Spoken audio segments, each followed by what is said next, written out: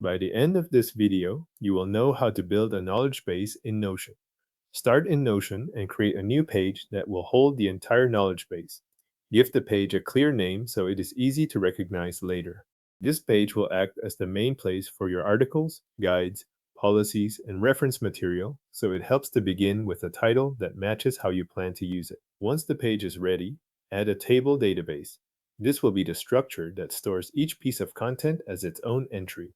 A table view works well as the starting point because it gives you a full overview of what is in the knowledge base and how each item is organized. You can think of each row as one article or resource and each column as a detail about that item. Next, add the properties that will define how your knowledge base is managed. Keep the title field for the name of each entry, then create properties for category, status, owner, tags, last updated, and related resources. These fields give you a consistent way to track what each item is, who is responsible for it, whether it is current, and how it connects to other information. Make sure each property uses a format that matches its purpose, especially for dates, tags, and references.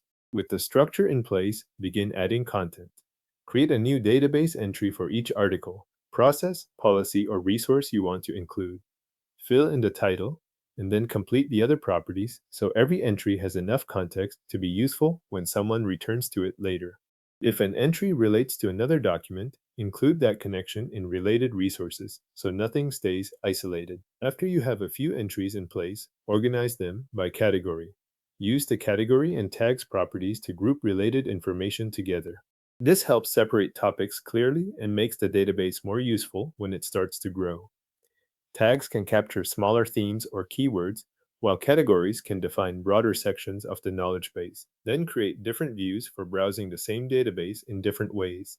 Add views such as table, list, board, or gallery, depending on how you want to review the content. A table can show everything at once, while other views can present the same information from a different angle. The content stays in one database, but each view gives you a different way to move through it. To make the knowledge base more usable, add filters and sorting. Filter the entries by category, status, or owner so you can narrow the list to a specific set of records. Then sort by title or by last updated date, depending on whether you want an alphabetical view or a more current one. This is especially useful once the database contains more entries. Finally, maintain the knowledge base by reviewing it regularly, updating content that has changed, and archiving anything outdated so the information remains accurate over time. Your Notion knowledge base is now created, organized, and ready to use.